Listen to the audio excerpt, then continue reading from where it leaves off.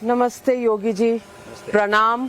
और आप बहुत देर बाद हमसे बात कर रहे हैं, बल्कि चुनाव के बाद ऐसा लगा कि योगी जी ने मीडिया से बात करना बंद कर दिया है। आपने जानबूझकर सोचा था कि कुछ देर बात नहीं करना है मीडिया के साथ? नहीं, ऐसा नहीं है। मैं मीडिया में तो हमेशा ही रहा हूँ। हम लोग जो कुछ भी यहाँ करते रहे हैं उसकी सूचना मीडिया को बराबर मिलती रही है।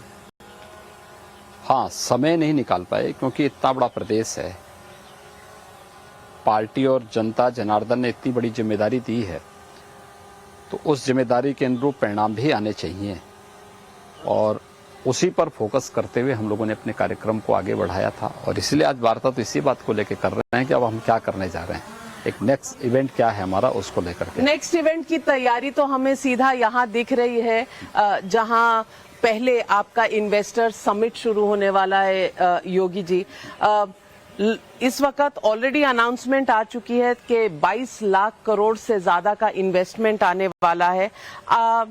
विपक्ष कम से कम उत्तर प्रदेश में ये कह रहा है कि आप हवा बना रहे हैं, निवेश कोई आया ही नहीं इस राज्य में। देखिए, तो 10 फरवरी को जब देश और दुनिया का निवेशक उत्तर प्रदेश में आएगा और यहाँ घोषणा करेगा तो पता लग जाएगा कि उत्तर प्रदेश में निवेश कितना का आया है और इससे क्या संभावनाएं बनने जा रही हैं।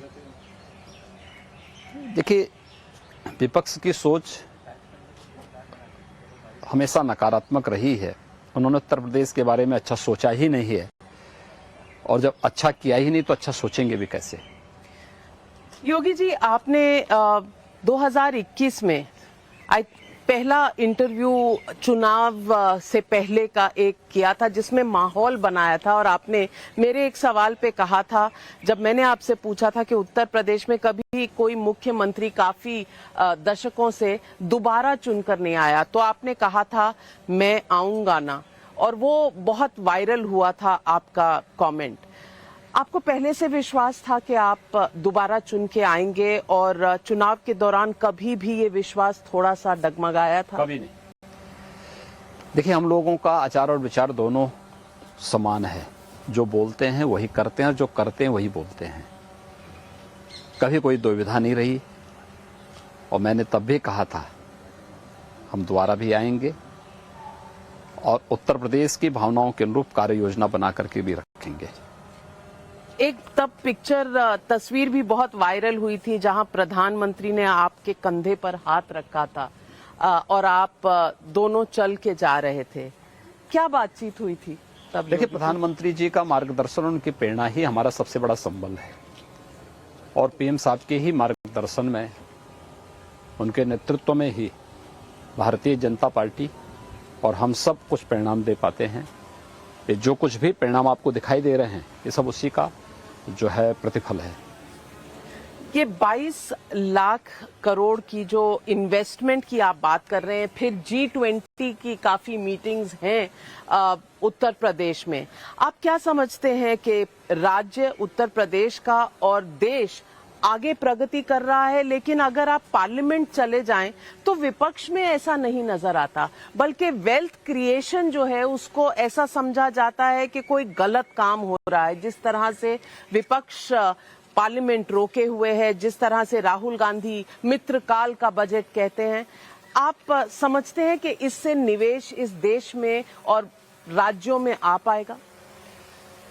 देखिए, पिछले 9 वर्ष के अंदर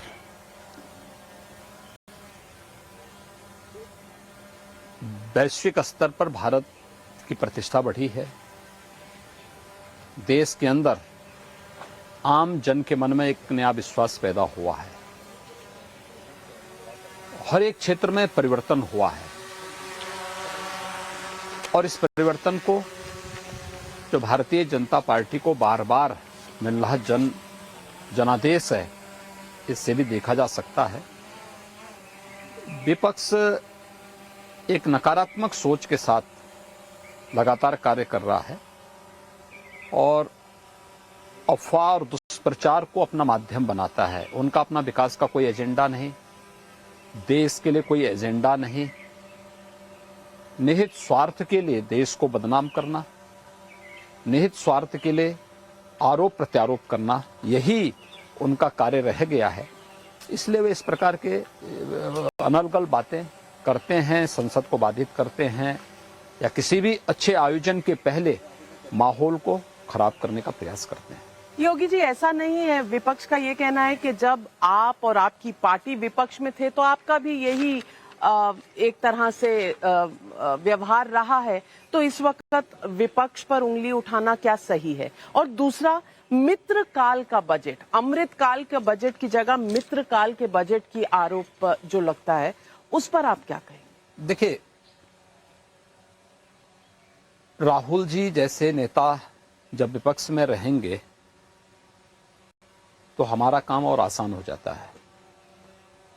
और ये सभी लोग इस बात को कहते हैं कि वास्तव में वह भारतीय जनता पार्टी के लिए एक बहुत अनुकूल वातावरण बना लेते हैं।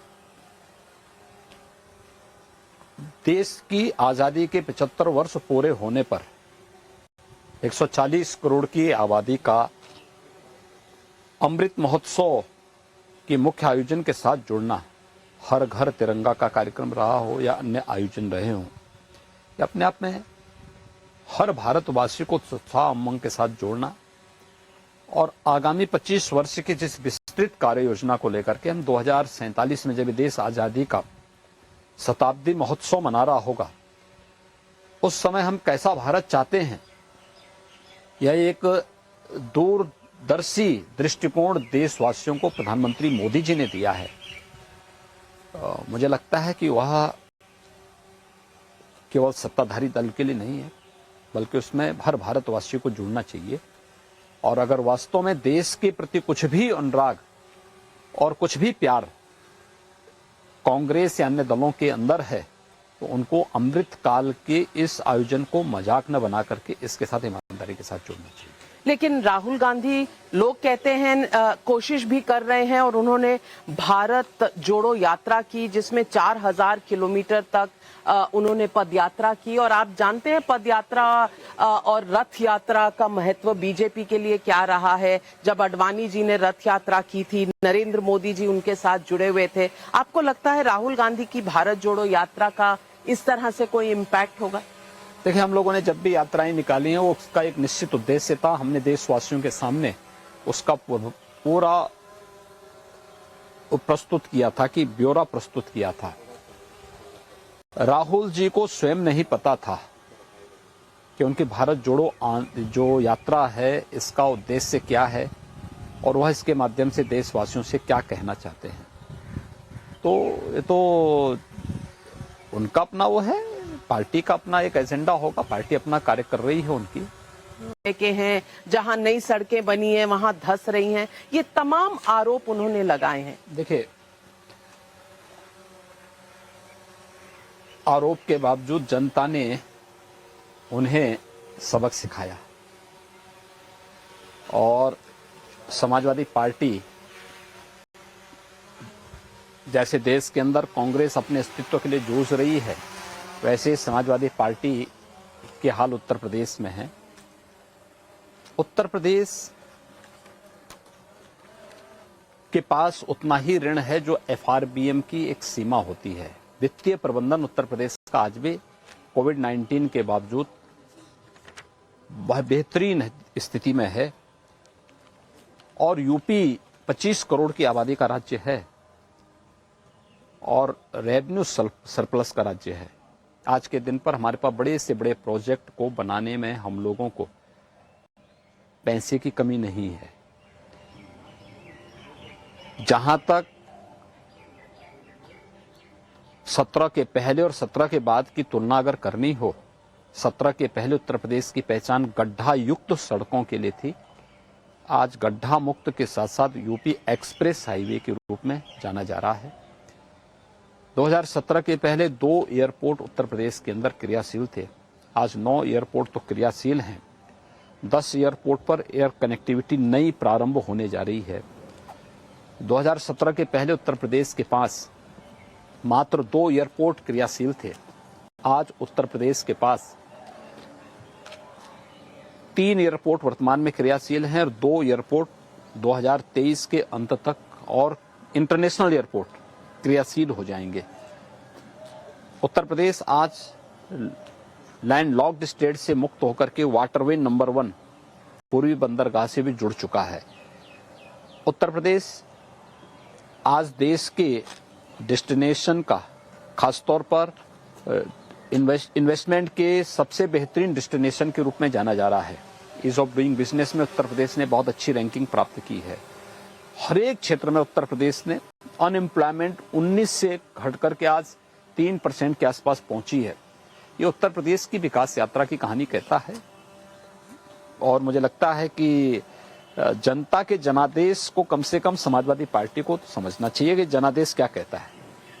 योगी जी, आप डावोस भी जाने वाले थे, कम से कम ऐसी रिपोर्ट्स आई थी कि आप डावोस जाएंगे निवेश उत्तर प्रदेश में लाने के लिए, लेकिन फिर आपने कार्यक्रम रद्द किया और लोगों का कहना है कि इंडियन अमेरिकन मुस्लिम काउंसिल ने आपके कथाकथित टूर के कारण एक ऐसा वक्तव्य दिया था कि आपको शायद नहीं जाना चाहिए क्योंकि वायलेंट हिंदू सुप्रीमेसिस्ट पॉलिटिक्स आपके साथ एसोसिएटेड है।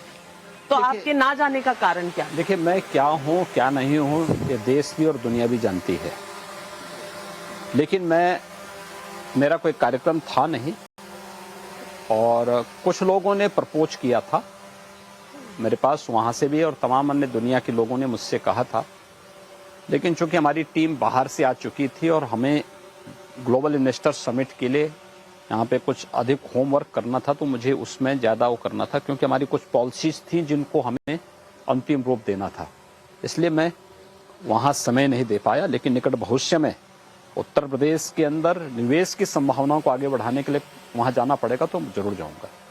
तो आपको लगता नहीं कि आपने प्रेशर की वजह से ऐसा कोई डिसीजन लिया? हम लोग न प्रेशर में आते हैं न प्रेशर के किसी प्रेशर के दबाव में आकर के अपनी नीतियों को चेंज करते हैं।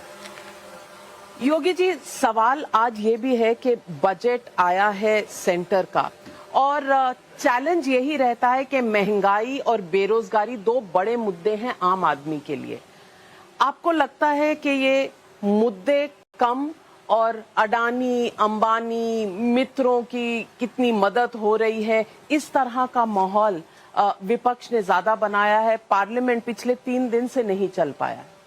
देखिए, जब भी देश कोई अच्छा काम करने का प्रयास करता है,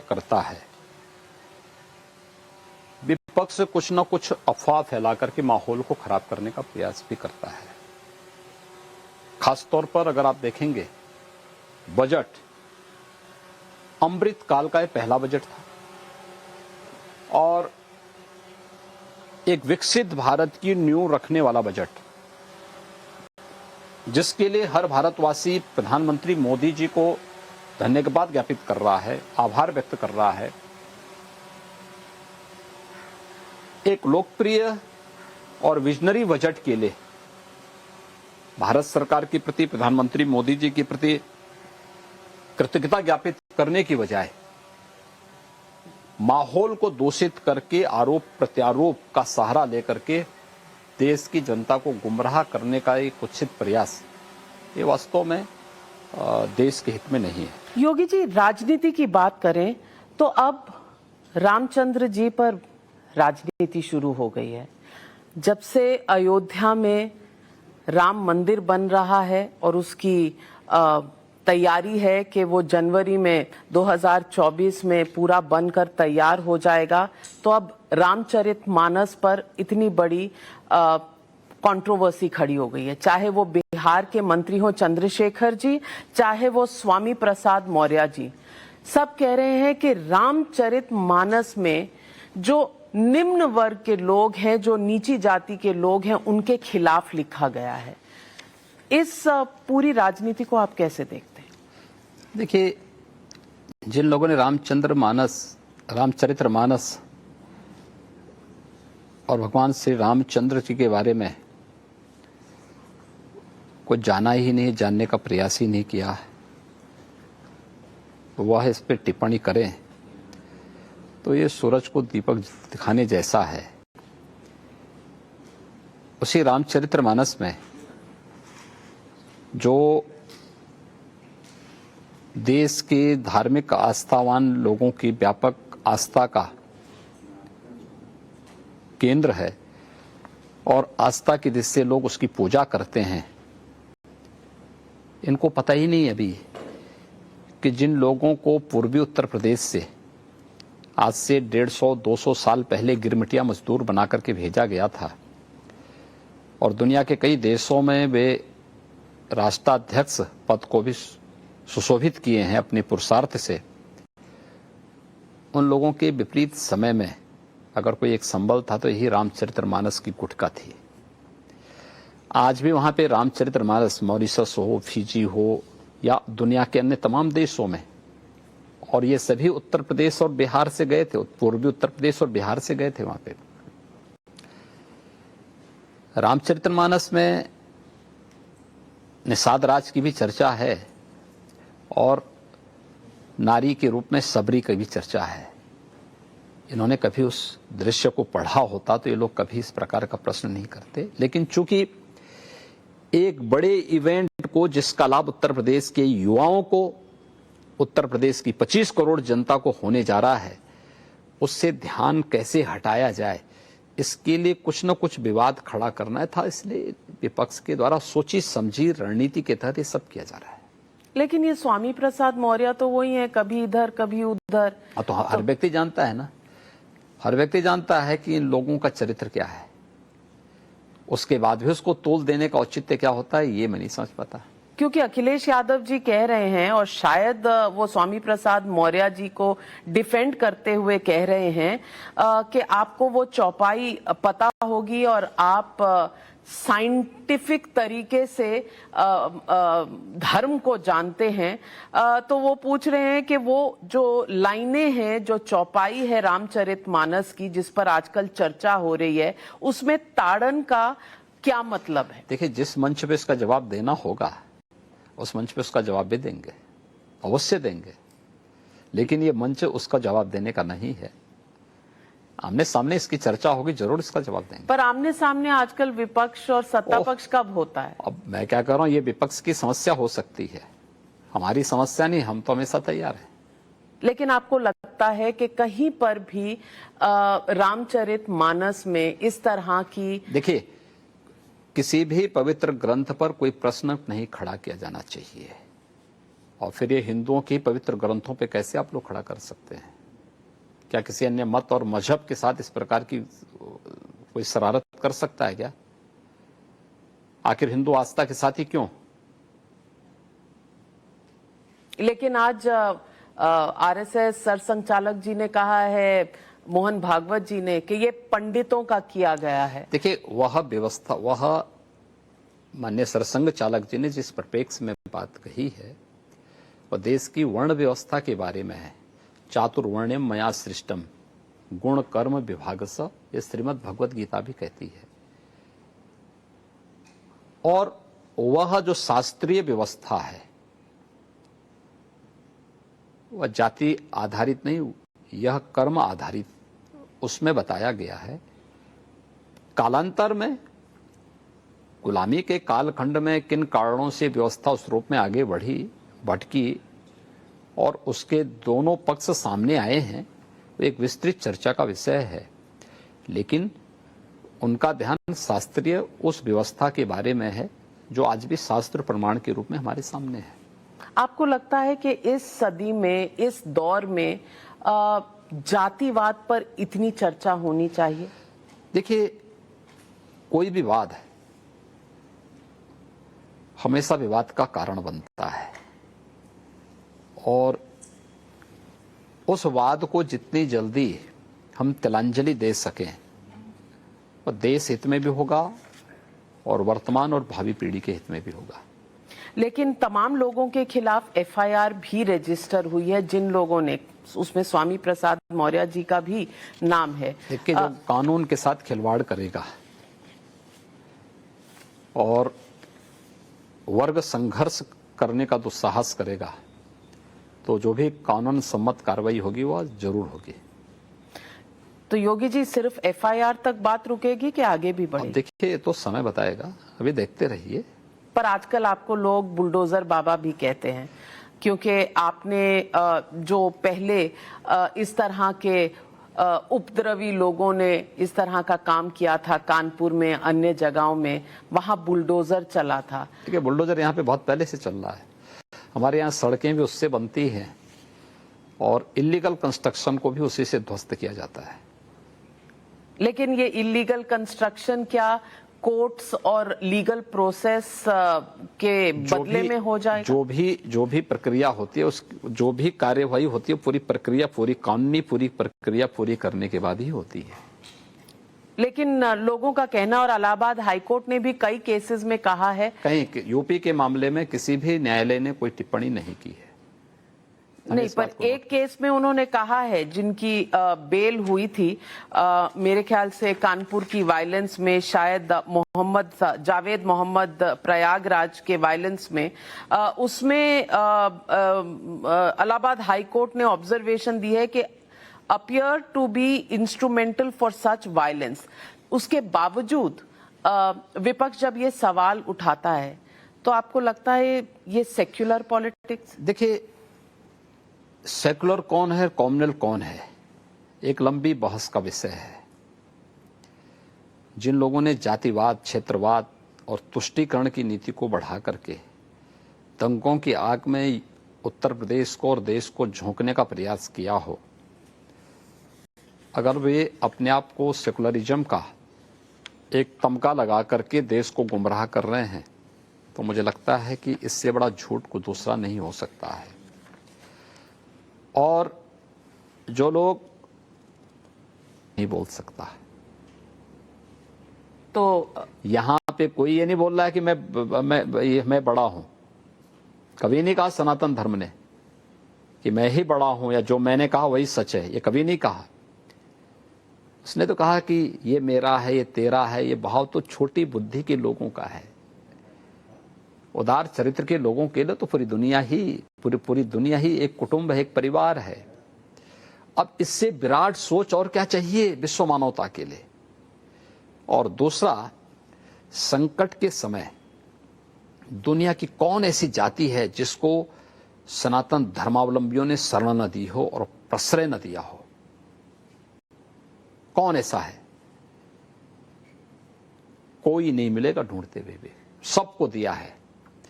इसलिए हर देश की अपनी एक आत्मा होती है, उसकी एक पहचान होती है। भारत की पहचान उसी सनातन धर्म से है।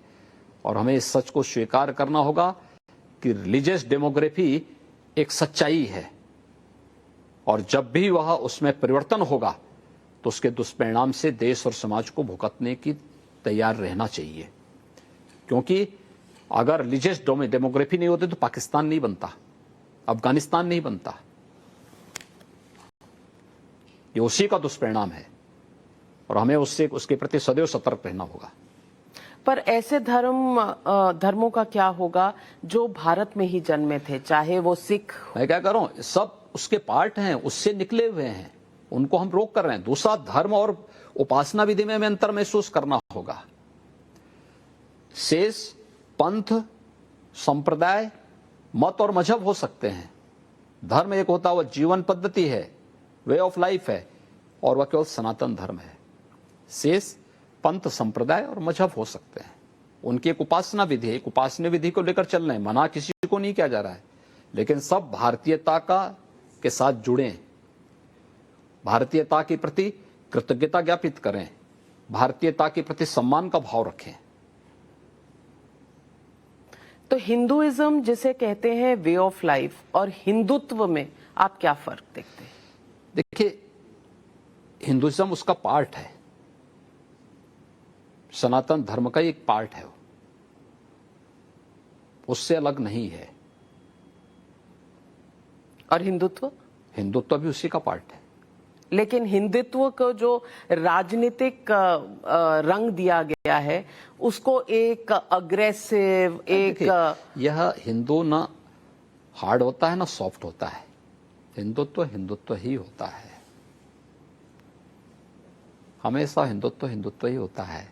तो हिंदुइज्म और याद हिंदुत्व रखना, अलग अलग है? सनातन कोई अलग नहीं है, ये बुद्धि का भेद है।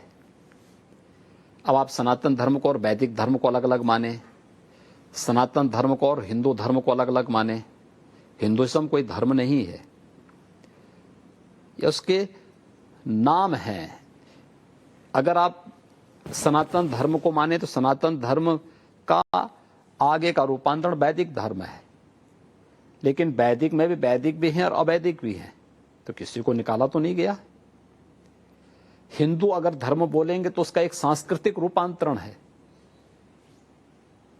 जो हमें एक पहचान दे रहा है, लेकिन हमने किसी अहिंदू को बाहर तो नहीं किया।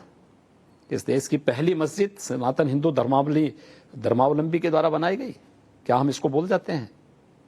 पहला चर्च किसी हिंदू राजा ने बनाया था, क्या हम इसको भूल गए? क्या इसके प्रति कृतज्ञता ज्ञापित नहीं होना चाहिए? तो प्लेसेस ऑफ वर्शिप एक्ट 1991 के बाद अब ज्ञानवापी मस्जिद, काशी विश्वनाथ, जो मथुरा में कृष्ण जन्मभूमि है, इन मुद्दों पर क्या ये places of worship act Ayodhya पे लागू नहीं होता है? अयोध्या में राम मंदिर के निर्माण का मार्ग प्रशस्त हो चुका है। काशी में ये मुद्दा कोर्ट में लंबित है और संभवतः नहीं लागू होना चाहिए। काशी विश्वनाथ धाम, काशी विश्वनाथ का मूल स्थान है और किसी कालखंड में किसी विदेशी आक्रांता ने आकर के उस मूल स्थान को तोड़ करके वहां एक स्ट्रक्चर खड़ा कर दिया था। उस पे लागू नहीं होता है, मथुरा पे लागू नहीं होता है। ये उन स्थानों पर जो नए स्थान बने हुए हैं 1991 के पहले के, जो एक व्यक्ति ने लैंड ली या किसी एक मत या मजहब ने या संप्रदाय ने एक लैंड ली, उसमें अपना स्थान बनाया है, उसके पास उसके सारी कागजात मौजूद हैं, कोई विवाद नहीं है, एक्ट लागू हो रहा है, कोई उसका, हर व्यक्ति उसका पालन कर रहा है। तो फिर ये मामला कोर्ट में जाना ही नहीं चाहिए? कोर्ट में जा रहा है, लोग अपनी संतुष्टि के लिए भेजे हैं, अच्छी बात है। तो आप समझते हैं कि अब इसमें कोई चेंज नहीं होना चाहिए? मैं क्या कर रहा हूं, देखिए समय ऐसा कौन सा हो सकता, हम संविधान में इतनी बार संशोधन कर चुके हैं। एक्ट समाज के अनुकूल होता है, देश के अनुरूप होना चाहिए, और एक्ट जो भी बने वह समाज की स्वीकार्यता उसके प्रति होनी चाहिए। तो 91 के एक्ट की स्वीकार्यता आपके हिसाब से है कि नहीं? मैं क्या कह रहा हूं, स्वीकार्यता है भी या नहीं भी, दोनों प्रकार की चीजें चल रही हैं। बना है, अच्छी बात है, संशोधन होना चाहिए, हटा देना चाहिए, समय के अनुरूप परिवर्तन होगा, न्यायालय उसकी समीक्षा भी कर रहा है। आप चाहेंगे कि हट जाए? अब आने दीजिए ना समय। जो चीज अभी भविष्य के गर्भ में है उसके बारे में पूर्वानुमान लगा देना मुझे लगता है कि जल्दबाजी होगी। बात एक और भी, आपने रिलीजियस डेमोग्राफी की बात की, क्या इसलिए आप उत्तर प्रदेश नेपाल के बॉर्डर के पास जो मदरसे हैं उनकी आपने एक कार्रवाई, उनकी समीक्षा शुरू की है? हम सर्वे कर चुके हैं, हमारी कार्रवाई वहां चल रही है, और आज से नहीं चल रही, पहले से ही हमारी कार्रवाई चल रही है, और वहां पर हम लोग हर प्रकार की सतर्कता बरते हुए हैं। ऐसा कुछ भी नहीं होने देंगे जो भारत के हित में न हो और वहां पे रहने वाले नागरिकों की सुरक्षा के लिए खतरा पैदा करता हो। लेकिन लोगों का कहना है कि योगी जी एक समुदाय के खिलाफ है। आप 80-20 की बात, ये तो 6 वर्ष के अंदर उत्तर प्रदेश की 25 करोड़ जनता जान रही है कि मैं क्या हूं, हमारी पार्टी क्या है, सब लोग जान रहे हैं। इसलिए बोलने वाले तो बोलते रहेंगे। 17 में जब मैं आया था तब और ज्यादा बोला गया था, आज कम है, लेकिन ये बोलने वाले बोलते रहेंगे। पिछले कार्यकाल और इस कार्यकाल में आप खुद में क्या फर्क महसूस करते हैं? देखिए, मैं जो पहले था वही आज भी हूं।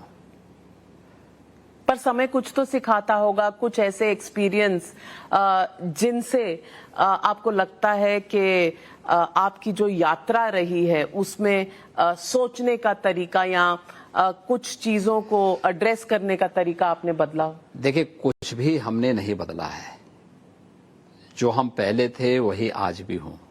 मैं योगी पहले भी था, आज भी योगी हूं, आगे मुझे वही रहना है, इसलिए बदला कुछ भी नहीं है। देखने वालों का दृष्टिकोण बदला होगा और इसलिए उस दृष्टिकोण के अनुरूप हम लोगों को भी अपना दृष्टिकोण बदलना होता है। तो आपने क्या दृष्टिकोण बदला है? दृष्टिकोण ये बदला है कि मीडिया से जितनी दूरी बना ले वो अच्छा है। ये कमाल है। कम्युनिकेशन के आपकी तो पूरा लाइन है। बहुत सारी। देखिए मैं एक बात बताऊं, आपका सबसे बड़ा दुश्मन विपक्ष से भी ज्यादा मीडिया है। मीडिया दुश्मन नहीं है। मुझे एक घटना याद आती है, कोविड-19 के सेकेंड वेव के दौरान मैं जनपद जा रहा था लोगों का हालचाल देखने, कोरोना के दुष्परिणामों को चेक करने के लिए, क्या स्थिति है, कैसे है। तो मैं एक जगह गया, जाता था कि भाई कहां कोविड के मामले हैं वहीं जाऊंगा जिस गांव में मामले होंगे। तो मुझे बताया गया कि साहब इस गांव में 2 मामले हैं। तो मैं गया, एक ही घर में थे दोनों, पति पत्नी दोनों कोविड से प्रभावित थे। तो मैंने दरवाजा खटखटाया, गेट खटखटाया, तो एक महिला बाहर आई। महिला ने मुझे देखा तो ऐसे देखी चकराई कि उन्होंने कहा कि आप योगी जी हैं? मैंने कहा हाँ। तुरंत गई, अपने पति को बुला लाई। मैंने उनको पूछा, मैंने कहा कोरोना किसको हो रखा है? उन्होंने कहा कि हम दोनों को। तो मैंने कहा आपके बच्चे कहाँ हैं? कहा वो दूसरी ओर हैं।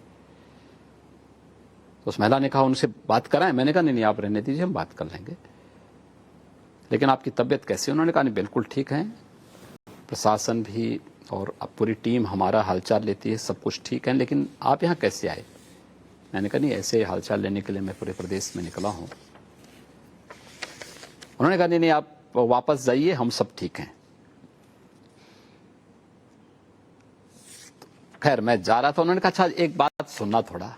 उन्होंने कहा देखिए अगर ये कोरोना को नियंत्रित करना है तो हमारे यहाँ का कनेक्शन, ये मीडिया का कनेक्शन कटवा देते 15 दिन 1 महीने के लिए, तो हम लोग सब अपने आप ठीक हो जाएंगे। ये नेगेटिविटी जो पैदा कर रहे हैं इसको रोकना होगा। और ये मैं देख के उनकी बातों को देख के मुझे बड़ा आश्चर्य हो रहा था कि एक गांव में बैठा हुआ व्यक्ति क्या सोच रहा है। तो मैंने कहा भी आप मत देखिए ना, लेकिन औरों को क्यों आप वंचित करना चाहते हैं? कहानी हमने अपना बंद करके रखा हुआ, इस समय हम रामायण और अन्य सीरियल देख रहे हैं।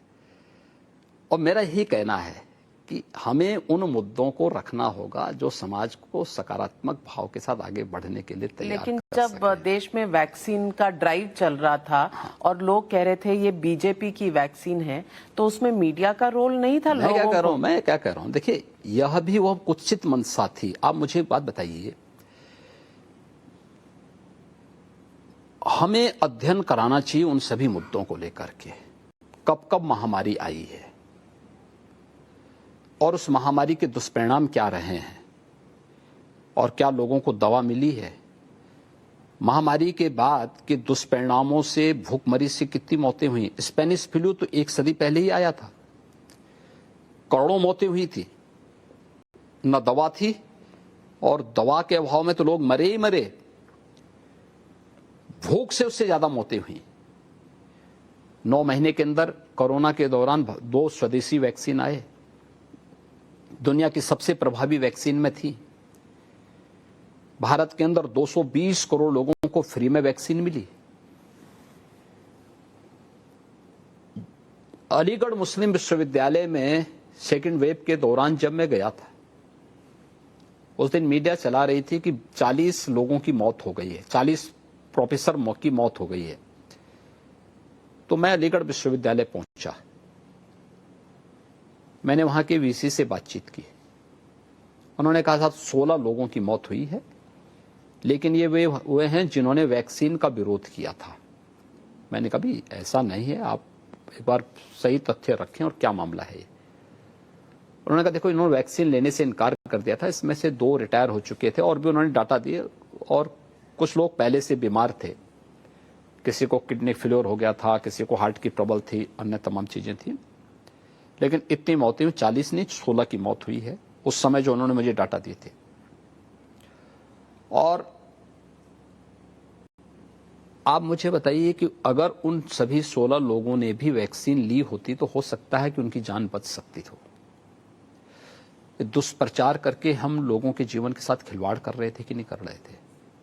क्या इतना गैर जिम्मेदार हो जाना चाहिए विपक्ष को कि वह वैक्सीन के साथ बीजेपी का ठप्पा लगाकर, का बीजेपी का ठप्पा लगाइए या मोदी जी का भी ठप्पा लगाइए, लेकिन जनता को ये कहें साहब इसलिए मत लीजिए, या उसको मत और मजहब के साथ जोड़ देंगे? आप जीवन के साथ खिलवाड़ कर रहे हैं कि नहीं कर रहे हैं? इसकी छूट किसने दे दी है? ये गैर जिम्मेदाराना रवैया है या नहीं है? इस नकारात्मकता को रोकना ही पड़ेगा, इसको हतोत्साहित करना ही पड़ेगा, अन्यथा विकास की सारी प्रक्रिया हमारी बाधित हो जाएगी।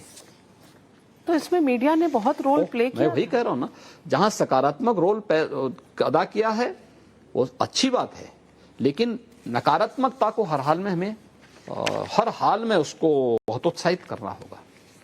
बिल्कुल, इस बात पर कोई मत हो नहीं सकता, कोई मतभेद होना भी नहीं चाहिए, क्योंकि ये पूरा मुद्दा है लोगों की जान बचाने का।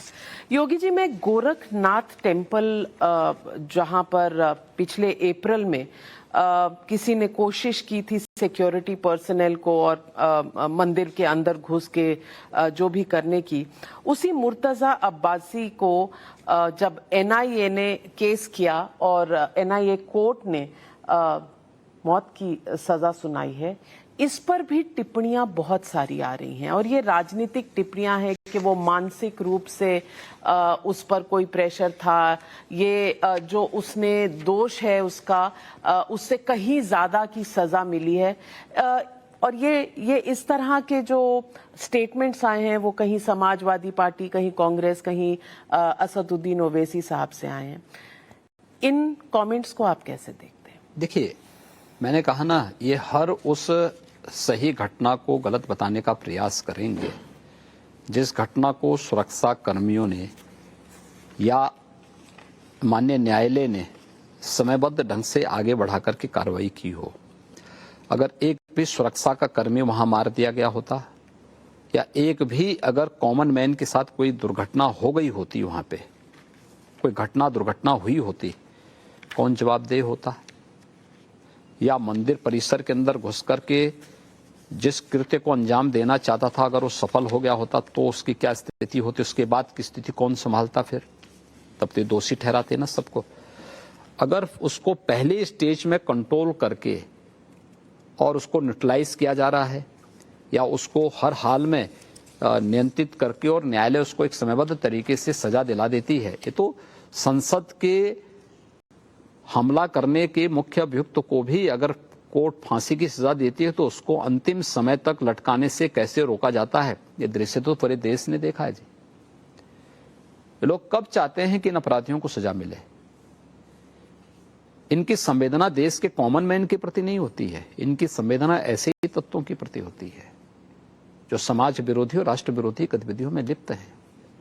तो आपको लगता है कि ये जो सजा सुनाई गई है ये कोर्ट का मामला है और इस पर न्यायालय ने उसका सजा दी है और न्यायालय के उसका सम्मान होना चाहिए, उनके पास आगे की स्वतंत्रता, आगे लड़े ना इस मामले को। योगी जी, लोकसभा चुनाव की तैयारियां देश भर के राज्यों में हो रही है। उत्तर प्रदेश में आपकी पहल क्या होगी? 80 सीटें उत्तर प्रदेश से आती हैं और आपको क्या लगता है? उत्तर प्रदेश 2019 से बेहतर परिणाम देगा। उत्तर प्रदेश की जनता प्रधानमंत्री मोदी जी के साथ में है और प्रधानमंत्री मोदी जी के नेतृत्व में पूरा विश्वास करती है। 2014, 2017, 2019, 2022 में जिस प्रकार से उत्तर प्रदेश की जनता ने पूरी ईमानदारी के साथ उत्तर प्रदेश के अंदर हुए परिवर्तन के प्रति कृतज्ञता ज्ञापित करके प्रधानमंत्री मोदी जी के नेतृत्व को स्वीकार किया है, 2024 में उससे भी बेहतर परिणाम देगी। लेकिन योगी जी, सवाल ये भी उठता है कि विपक्ष कहीं ना कहीं इस कोशिश में है कि रीजनल पार्टीज जो हैं वो मिलकर एक ऑपोजिशन खड़ा करें। हालांकि विपक्ष की एकता कहीं ना कहीं डगमगाती हुई नजर आ रही है, लेकिन अगर ये एकता हो जाए तो शायद कोई चैलेंज हो। 2019 में लोग करके देख चुके हैं, सारी एक्सरसाइज पूरी हो चुकी है। सपा, बसपा, कांग्रेस, लोक दल सब तो एकजुट होकर के चुनाव लड़े थे, कोई अलग नहीं था। राहुल गांधी आपको लगता है चैलेंज कर तब सकते? भी थे ना, 17 में तो 2 लड़कों की जोड़ी थी यहाँ, जनता ने तब भी सबक सिखाया था। और इस बार तो भारत जोड़ो यात्रा के बाद ओह, चाहे वो कोई भी किसी भी प्रकार की यात्रा के बाद आए,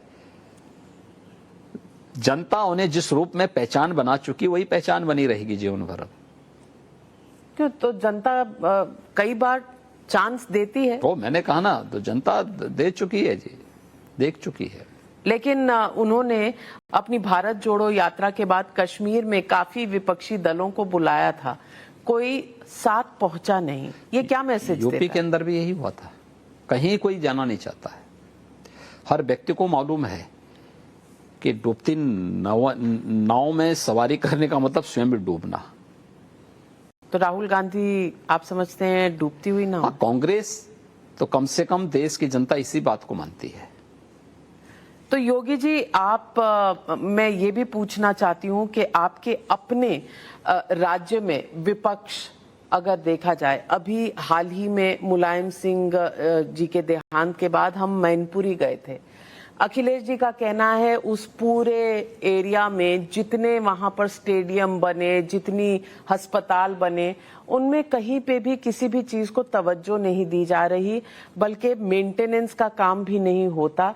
आपको लगता है कि ये भी नकारात्मक हो सकता है? क्योंकि जनता का क्या दोष? देखिए, हमने कोई भेदभाव किसी को नहीं किया है।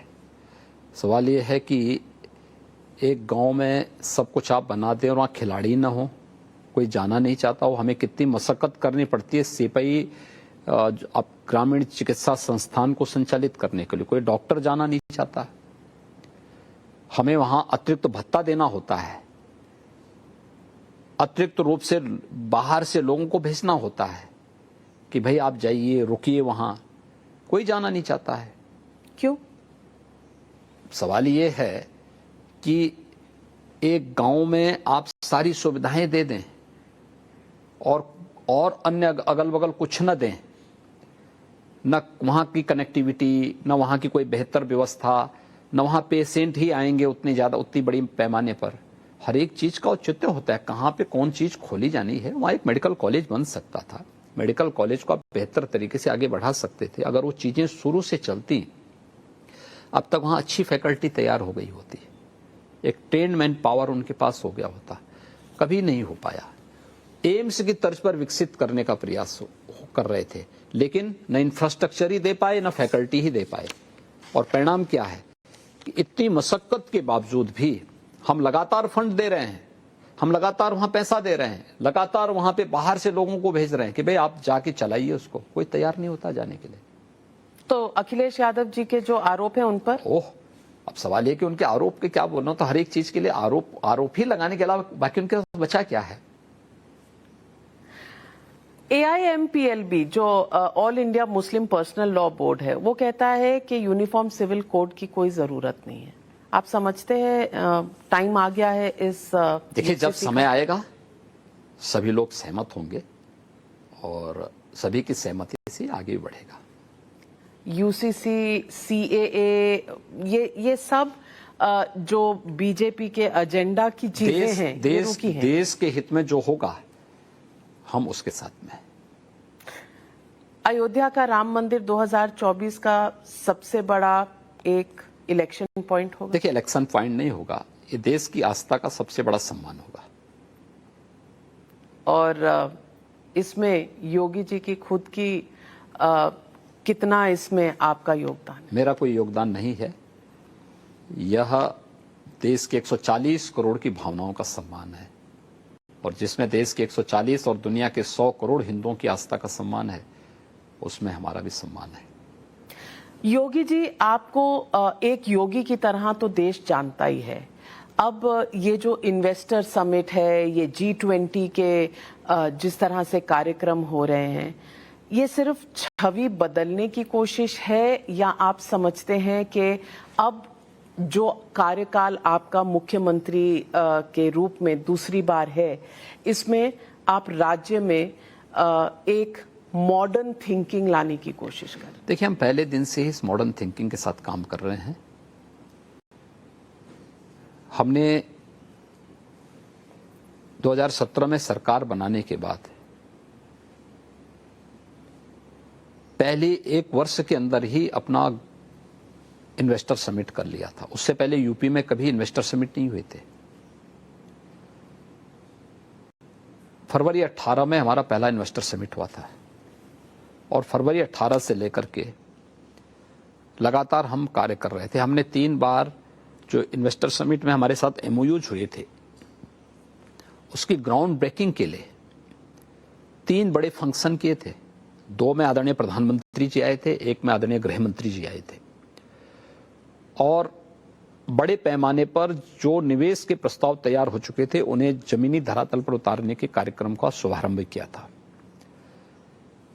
2 वर्ष हमारे बाधित रहे कोरोना के कारण, लेकिन पिछले 5 वर्ष के अंदर 4 लाख करोड़ रुपए तक के निवेश उत्तर प्रदेश की जमीनी धरातल पर उतर जाएं और लाखों लोगों को इससे रोजगार की और नौकरी की संभावना विकसित हुई हो, यह अपने आप में एक परिवर्तन ही है।